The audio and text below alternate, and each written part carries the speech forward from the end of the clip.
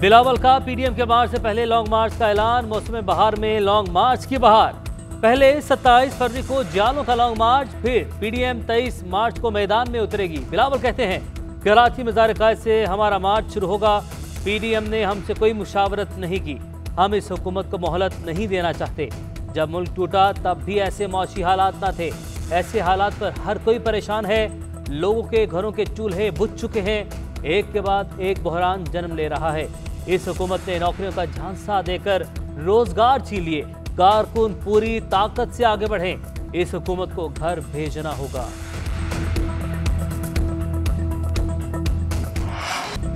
एक ऑडियो हलाल, दूसरी हराम करार। साकिब निसार की tape talk of the town. सहाफियों से मुतालिक टेप पर कोई जवाब नहीं। मरियम नवाज ने उल्टा कॉल रिकॉर्ड करने वाले पर सवाल उठा दिए। कहती हैं पहले ये बताया जाए एक पाकिस्तानी की निजी कॉल क्यों रिकॉर्ड की गई। इस पर पहले माफी मांगी जाए फिर बात होगी।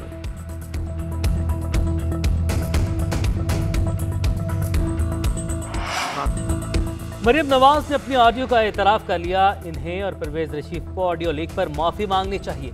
बिलावल और मरियम बच्चे हैं, इन्हें सियासत का क्या पता। आहिस्ता आहिस्ता इन्हें सब मालूम हो जाएगा। फवाद चौधरी कहते हैं जरदारी और शरीफ खानदान का कोई सियासी मुस्तकबिल नहीं, ना ही अब इनकी जरूरत है। पहले लूट मार का हिसाब दें फिर बात करें। अपोजिशन मुकदमात पर बात ना करे, इस्लाहात पर बात करनी है तो जरूर करें। नवाज शरीफ के पास जितना पैसा है वो अवाम का है।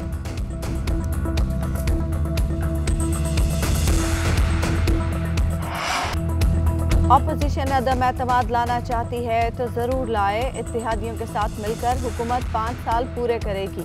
वजीर आजम कहते हैं फौजी क़यादत से मेरे ताल्लुकात मिसाली नौयत के हैं। आर्मी चीफ को मजीद तौसीह देने से मुतालिक अभी नहीं सोचा। नवंबर दूर है। हमारी हुकूमत के अगले 3 माह इंतहाई अहम हैं।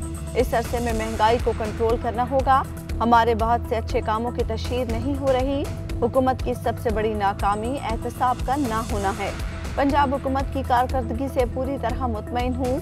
हमारे वोट बैंक में कोई कमी नहीं आई, मगर केपी बल्दियाती इलेक्शन में शिकस्त से पार्टी को नुकसान हुआ है। इमरान खान ने फॉरेन फंडिंग मुंतखब वज़ीर-ए-आज़म को हटाने के लिए इस्तेमाल की। एक तरफ ये फॉरेन फंड ले रहे थे, दूसरी जानिब मुंतखब वज़ीर-ए-आज़म को हटाने के लिए कंटेनर पर सवार थे। अपने काले करतूतों को छुपाने के लिए मजहब का सहारा लिया। रियासत मदीना का नाम इस्तेमाल किया। मरियम नवाज कहती हैं नालायकी, करप्शन, झूठ आपका ब्रांड बन चुका। अगर चोरी नहीं की थी तो तलाशी क्यों नहीं दी। 7 साल फॉरेन फंडिंग केस में टाल मटोल से काम लिया गया। पीटीआई के 26 अकाउंट्स थे, सिर्फ 4 को डिक्लेयर किया गया। अमेरिका, कनाडा, ऑस्ट्रेलिया से फंडिंग हुई। करोड़ों डॉलर्स का गबन किया गया। जब भागने का कोई रास्ता नहीं बचा तो रिपोर्ट पब्लिक ना करने के लिए दबाव डाला गया।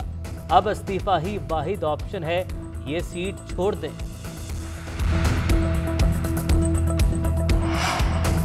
ऑडियो लीक्स मंजर आम पर आने के बाद मरियम नवाज का एतमाद खत्म हो गया।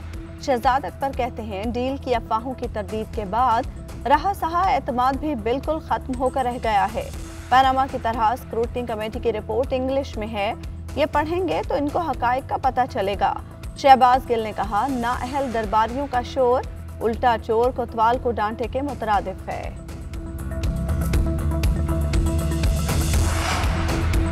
जुडिशल कमीशन के इजलास में नई तारीख रकम। कमीशन ने मुल्क की तारीख में पहली मरतबा खातून जज जस्टिस आयशा मलिक को सुप्रीम कोर्ट की जज बनाने की सिफारिश कर दी। जुडिशल कमीशन के 5 मेंबरान ने आयशा मलिक की तकर्री के हक में, जबकि 4 मेंबरान ने मुखालिफत में वोट दिया। मामला हतमी मंजूरी के लिए पार्लिमानी कमेटी बराए जजेस तकर्री को भेज दिया गया। वजीर कानून फरूख नसीम कहते हैं जिन जजेस ने मुखालफत की उनका मौक़िफ़ था कि पहले जजेस तैनाती का तरीक़ाकार वज़ा किया जाए। उधर वकला तंजीमों ने सीनियरिटी के मामले पर एहतजाज भी रिकॉर्ड करवाया।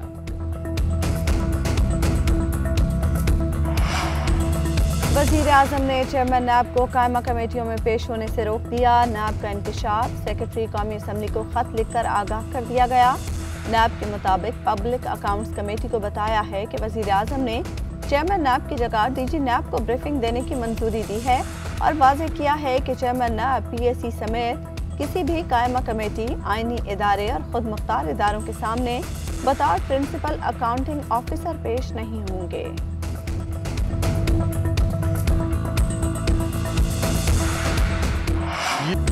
चेयरमैन ऐप और पब्लिक अकाउंट्स कमेटी आमने सामने। जावेद इकबाल के पब्लिक अकाउंट्स कमेटी में पेश न होने पर इजलास मुलतवी। चेयरमैन कमेटी राना तनवीर ने कहा सुप्रीम कोर्ट के चीफ जस्टिस की पोजीशन और चेयरमैन ऐप की और है। चेयरमैन ऐप के न आने का सुब पता चला, उन्हें आना चाहिए था।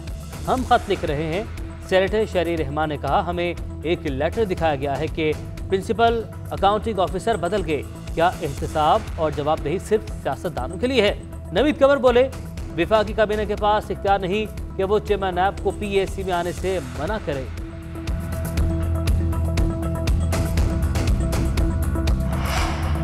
सदर मुमलिकत डॉक्टर आरिफ अलवी दोबारा कोरोना में मुब्तला हो गए। ट्वीट किया 2 रोज कबल चंद घंटे के लिए मामूली सा बुखार हुआ, 4-5 दिन से गला खराब था, टेस्ट पॉजिटिव आ गया। सब एहतियात करें, SOPs की पासदारी करें। वजीर सेहत पंजाब यास्मीन राशिद में ओमिक्रॉन वायरस की तशखीस, घर में क्वारंटीन हो गई।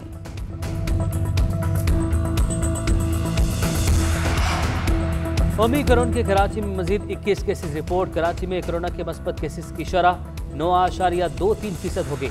महकमा सेहत सिंध ने हंगामी इकदाम शुरू कर दिए। लाहौर में ओमिक्रॉन वेरिएंट के मजीद 41 केसेस की तस्दीक, तादाद 211 हो गई। NCOC के मुताबिक गुज़श्ता 24 घंटों के दौरान 1085 अफराद में कोरोना की तस्दीक। मस्बत केसेस की शरह 2.32% रही। मौलिक वायरस से मजीद 5 अफराद इंतकाल कर गए।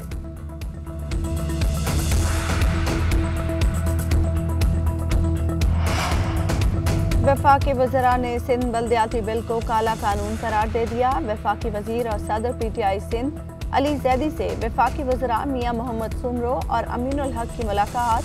वज़रा का सिंध बल्दियाती तरमीमी बिल पर सख्त तहफ़्फ़ुज़ात का इज़हार।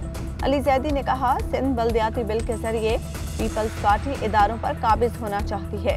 पीपल्स पार्टी के काले कानून के खिलाफ सबको मिलकर जद्दोजहद करनी होगी। सिंध में हालात काबू से बाहर हैं। ऐसा ना हो कि देर हो जाए। बिलावल और जरदारी सिंध को अपनी रियासत बनाकर बैठे हैं। 13 साल से सिंध में पीपल्स पार्टी हुक्मरान। जरदारी साहब सूबे में क्या कर रहे हैं, कोई पूछने वाला नहीं। सिंध के शहरी इलाके गिरवी रख दिए गए।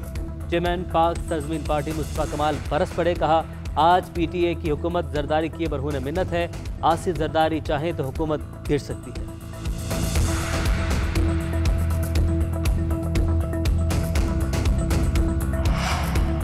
सिंध में बल्दियाती कानून के खिलाफ जमात इस्लामी सरापा एहतजाज। जमात इस्लामी का धरना 7वें रोज में दाखिल। बारिश के बावजूद मुजाहिरीन सिंध असम्बली के बाहर मौजूद। मुजाहिरीन का सिंध बल्दियाती तरमीमी एक्ट वापस लेने का मुतालबा। हाफिज नईमुर रहमान ने कहा ये बल्दियाती नुमाइंदों को इख्तियार नहीं देना चाहते।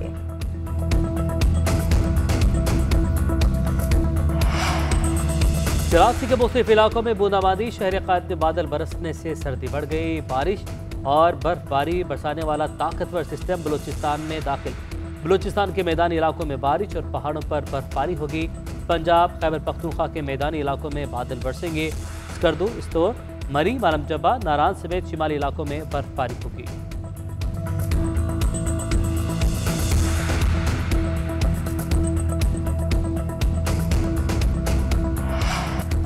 रावल झील के किनारे बनाएगी इमारतों के खिलाफ फैसला महफूज। कोई तामीरात गैर कानूनी करार दी जाए तो CDA क्या करता है, चीफ जस्टिस का इस्तफसार। मेंबर CDA ने कहा गैर कानूनी तामीरात को सील कर देते हैं, गैर कानूनी इमारत को मुनहदिम कर देते हैं। हाउसिंग सोसाइटी के दफातर सील किए जाते हैं। चीफ जस्टिस ने पूछा कि डायरेक्टर हाउसिंग नेवल फॉर्म्स कौन है, क्या आप इनका ऑफिस भी सील करेंगे। Chief justice Islamabad high court justice Athar Minallah कल फैसला सुनाएंगे।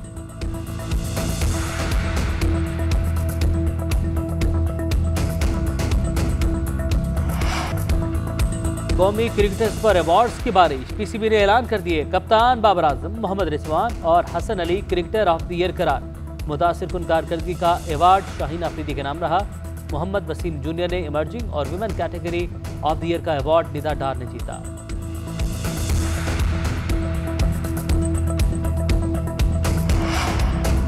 बरतानवी दारुल उमरा के साबिक रुकन लॉर्ड नज़ीर अहमद पर ज्यादती की कोशिश का इल्ज़ाम साबित। लड़की से ज्यादती की कोशिश की, एक लड़के पर जिनसी हमला भी किया। बरतानवी अदालत ने मुजरिम करार दे दिया। लॉर्ड नज़ीर ने इल्ज़ामात की तरदीद कर दी।